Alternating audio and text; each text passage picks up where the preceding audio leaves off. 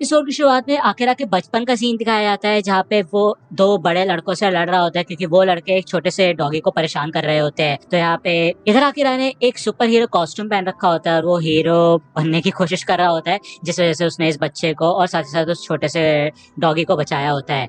यहाँ पे वो जाग जाता है और बेसिकली उसका सपना था, उसे अपने बचपन के बारे में सपना आया होता है, ठीक है ना। इधर केंचो न्यूज चेक करता है तो वो पता लगाता है कि यार कुछ ऐसे एरियाज है जो कि बिल्कुल सिक्योर है और उन्होंने टनल वगैरह बिल्कुल सुरक्षित कर दी है, ठीक है ना। जिनमें से एक जगह है होकाइडो, जहाँ पे सेल्फ डिफेंस फोर्स आ चुके हैं और उन्होंने किसी तरह लोगों को वहां पे बचा के रखा है। तो आखिर यही कहता है, इसका मतलब ये है कि मेरी फैमिली भी सेफ होगी क्योंकि वो गुनमा में है। इसका मतलब ये तो काफी अच्छी न्यूज है। इधर केंचो ने अपने बालों को ब्लीच कर लिया होता है और फाइनली वो एक ब्लॉन्ड बन चुका होता है। आखिर उससे पूछते हैं कि तुमने ऐसा क्यों किया, तो केंचो ये कहता है कि यार मैं तो एक स्टैंड अप कॉमेडियन बनने वाला हूँ, तो यार इम्पैक्ट तो पड़ना चाहिए ना ऑडियंस पे, तो इसलिए एक स्टाइल होना चाहिए, क्यों, है ना। तो इसे देख के यहाँ पे आखिर को फिर से अपने सपने के बारे में याद आता है कि यार कैसे उसको अपने बचपन के सपने को याद करना है, उसे ये फिगर आउट करना है कि उसे करना क्या है अपनी जिंदगी में, ठीक है ना।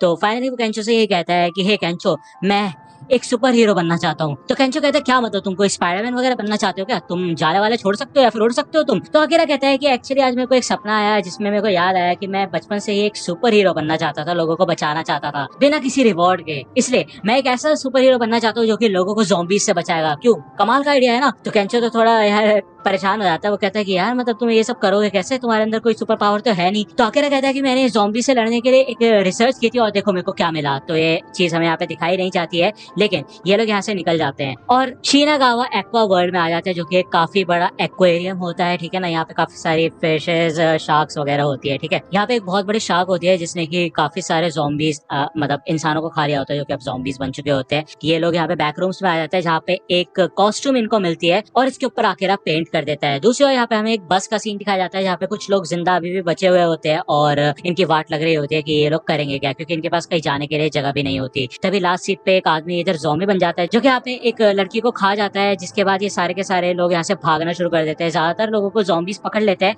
इनमें से एक होती है एक स्कूल की लड़की जो कि इन ज़ॉम्बीज से बच के सीधा एक्वेरियम की ओर भाग रही होती है, लेकिन उसका पैर फिसलता है और वो नीचे गिर जाती है। वो यहाँ पे यही सोचती है कि उसको मरना नहीं है, उसको जिंदा रहना है। जैसे ही यहाँ पे एक ज़ॉम्बी आने वाला होता है उसको खाने के लिए कूद के, तभी यहाँ पे आखिर अपनी कॉस्ट्यूम में आता है बिल्कुल सुपर हीरो बन के। आखिर ये कहता है कि तुम्हें यहाँ से जल्दी से भागना चाहिए, चिंता मत करो, और ज़ॉम्बीज तुम लाइन में लगो, तुम्हारी वाट लगाता हूँ मैं हूँ अकीरा टाइगर। और बेसिकली यहाँ पे वो काफी तगड़ा पोस्ट मार रहा होता है, ठीक है ना। तो हमें यहाँ पे पहले का सीन दिखाया जाता है जहाँ पे ये लोग बेसिकली शार्क सूट्स को यहाँ पे लेने के लिए आए होते हैं, जो कि एक तरीके के डाइविंग सूट्स होते हैं और इन सूट्स को शार्क्स के दांतों से बचने के लिए बनाया जाता है। इसका तो यह है कि अगर शार्क्स इन डाइवर को काटने की कोशिश भी करेगी तो भी इनको कुछ भी नहीं होगा, क्योंकि ये सूट टाइटेनियम और हाई स्ट्रेंथ स्टील फाइबर से बना हुआ होता है। तो ये आइडिया यहाँ पे आया था अकीरा को। इसकी मदद से यहाँ पे ज़ॉम्बीज का उसके ऊपर कोई भी फर्क नहीं होगा, ज़ॉम्बीज उसे काट ही नहीं पाएंगे, है कि नहीं। यहाँ तक कि बड़ी बड़ी शार्क्स भी इस कॉस्ट्यूम को काट नहीं पाती, तो ज़ॉम्बीज क्या ही चीज है, क्यों, है ना। जिस वजह से यहाँ पे वो बिल्कुल इनविंसिबल बन चुका होता है, इसमें तो उसे कोई नहीं हरा सकता, ऐसा वो सोच रहा होता है। बेसिकली यहाँ पे वो इन सब लोगों को अंदर भेज रहा होता है तो वो देखता है कि यहाँ पे शिजुका भी होती है। यार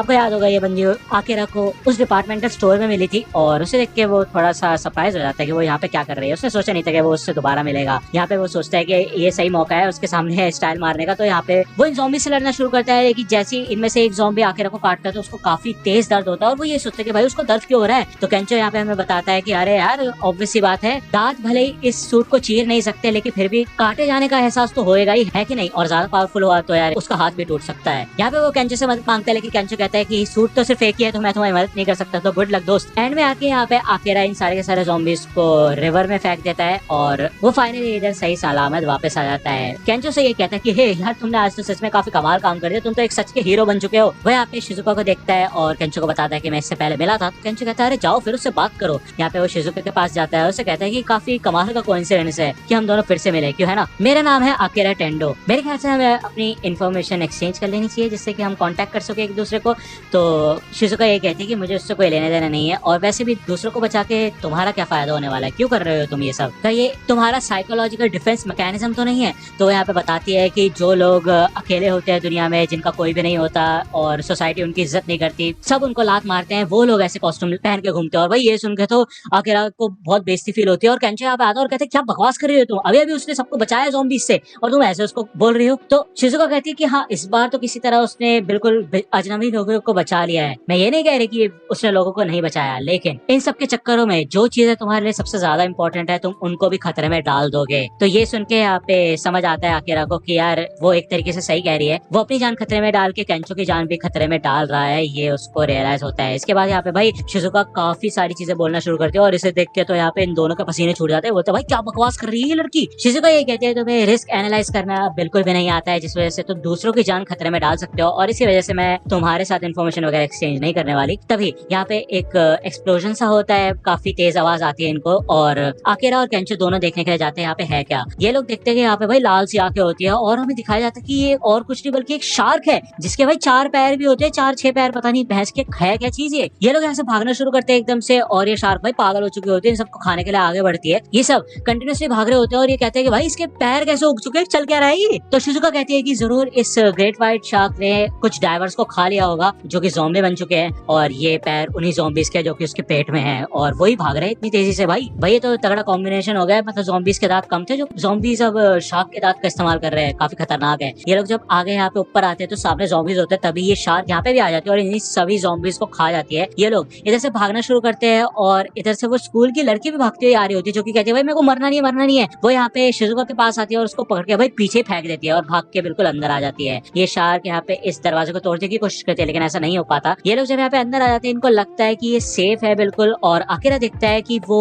बंदी कहाँ गई। हाँ यार, आकिरा को अभी शिजुका का नाम नहीं पता है तो वो इसलिए उसको मिस रिस्क एनालिस्ट कहता है, क्योंकि वो रिस्क एनालिसिस करती है और ज्यादा रिस्क मैनेजमेंट की बात करती है, क्यों है ना। जैसे उसको पता चलता है कि शिजुका अभी भी बाहर है तो ये यहाँ से भाग जाता है, और दूसरी बार हमें शिजुका का सीन दिखाया जाता है जिसके सामने वो शार्क होती है। वो ये कहती है इसी वजह से मेरे को बड़े बड़े ग्रुप्स के साथ काम करना बिल्कुल पसंद नहीं है, क्योंकि एकदम भगदड़ मच जाती है और इस वजह से काफी मुसीबतें आ सकती हैं। यहाँ पे आकिरा शाफ्ट के थ्रू इस रूम से बाहर निकल जाता है और आते साथ वो इस शार्क के ऊपर अटैक कर देता है, इससे पहले कि वो शिजुका के ऊपर हमला करे। इसे देख के यहाँ पे शिजुका काफी ज्यादा शॉक हो जाते हैं और वो कहते हैं तुम यहाँ कर क्या रहे हो, तुम्हारा दिमाग खराब हो गया क्या। तो आकिरा कहता है बस बहुत हो गया तुम्हारे रीजन। अगर एक इंसान को भूख लगती है तो वो खाना खाता है, क्यों है ना। अगर कोई लड़की क्यूट होती है तो उससे बात करने का मन करता है, इसी तरह अगर कोई इंसान मुश्किल में होता है तो मुझे उसकी मदद करने का दिल करता है। लेकिन यहाँ पे शिजुका मन में यही कहते हैं कि तुम इतना खतरे में क्यों डाल रहे हो अपने आप को, अगर कुछ भी गलत हुआ तो तुम मर जाओगे, और ऐसा कैसे हो सकता है कि जो भी चीज तुम्हारे करने का मन कर रहा है वो तुम बस जाके कर देते हो, किसी चीज का डर नहीं है क्या तुमको। शिजुका उठ के खड़ी होती है और वो आकिरा से उसके प्लान के बारे में पूछती है, तो आकिरा कहता है यार इतना सब कुछ थोड़ी ना सोचा मैं तो यहाँ पे बिना सोचे समझे आ गया, बस अब करूंगा क्या मैं।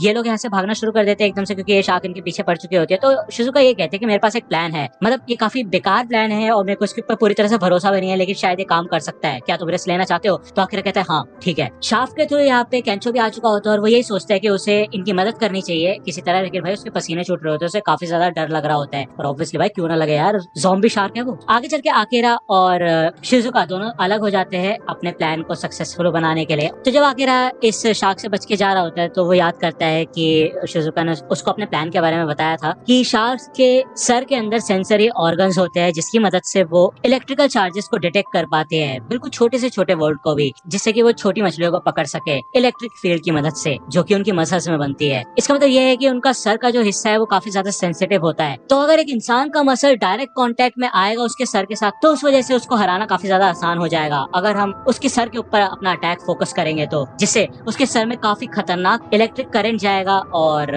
उसकी वाट लग जाएगी। तो इसी वजह से यहाँ पे शिजुका बैटरी ढूंढने के लिए आई होती है। ओके, यहाँ पे ये शार्क भाई आकिरा को काफी दूर उड़ा देती है और आकिरा की यहाँ पे बहुत बैंड बज चुकी है, वो काफी थक चुका होता है। ठीक है, दूसरी ओर यहाँ पे भाई केंचो पागल हो चुका होता है, उसने अपने कपड़े उतार दिए, मतलब यार बात में ये कपड़े उतार देता है और अपना पिछवाड़ा दिखाने लग जाता है भाई शार्क को। वो कहता है देखो देखो इधर देखो, आओ खाओ, ले लो एक बाइट ले लो। तो भाई ये शार्क आके भाई उसका पिछवाड़ा खाने की कोशिश करती है। इसको देख के यहाँ पे भाई केंचो डर जाता है काफी ज्यादा, वो कहता है नहीं यार मैं अपना प्लान चेंज करता हूँ, भागो यहाँ से निकलो। तो आके यहाँ पे फाइनली उठ के खड़ा होता है और वो याद करता है सब लोगों के ड्रीम्स के बारे में और कैसे उसका भी ड्रीम है एक हीरो बनने का। तो वो ये सोचता है कि हीरो होता क्या है, कैसे बनते हैं एक हीरो। तभी यहाँ पे शिजुका वो बैटरीज आकिरा की ओर फेंकती है और आकिरा उन बैटरीज को कैच करता है और उसी हाथ से भाई एक काफी तगड़ा मुक्का मारता है इस शार्क के सर के ऊपर, जिससे कि यहाँ पे काफी खतरनाक बिजली निकलती है। असलियत में नहीं, हमें सिर्फ इफेक्ट दिखाया जाता है। इसका मतलब है कि इस शार्क की वाट लग चुकी होती है, शार्क यहाँ पे नीचे गिर जाती है, लेकिन उन ज़ॉम्बी के पैर अभी भी चल रहे होते हैं, क्योंकि भाई ज़ॉम्बी तो है ना मरे हैं, है कि नहीं। तो फाइनली इन लोगों ने इस शार्क को हरा दिया होता है और ये काफी ज्यादा एक्साइटेड हो चुके होते हैं। केंचो कहता है क्या बात है, तुम तो सच में एक असली सुपर हीरो निकले। तो ये लोग यहाँ से निकल जाते हैं और सारे के सारे लोग अपने अपने रास्ते जा चुके होते हैं। केंचो कहता है यार आज तुमने सच में कमाल कर दिया, तुम एक सच के हीरो बन गए, लेकिन तुम उन्हें बिना बाय बोले चले आए, क्यों है ना। तो आकिरा कहता है और क्या, मेरे को किसी तारीफ की जरूरत नहीं है, चिंता मत करो। तो केंचो कहता है और तुम क्या करने वाली हो। तो शिजुका कहती है कि मैं बस उन लोगों के साथ बस में साथ आई थी, इसका मतलब ये नहीं कि मैं उन्हीं के साथ जाऊं। वैसे भी मेरे को बड़े ग्रुप्स में रहने का कोई शौक नहीं है। केंचो कहता है वैसे तुमने अकेला के साथ तो अच्छी खासी टीम बनाई थी। तो अकेला कहता है तो फिर तुम्हारा क्या कहना है टीम का।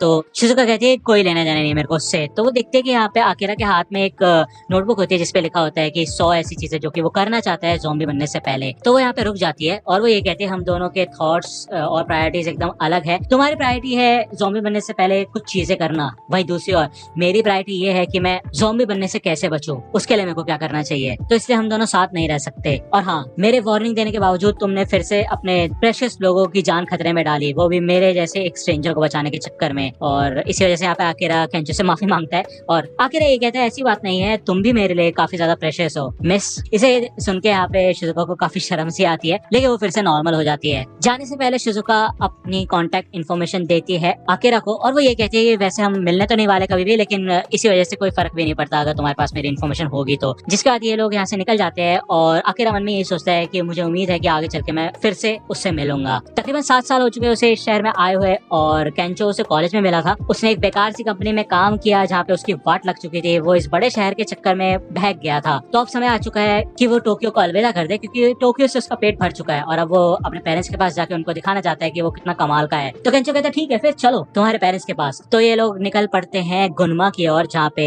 आकेरा के पेरेंट्स है। तो ये एपिसोड यहीं पे खत्म होता है।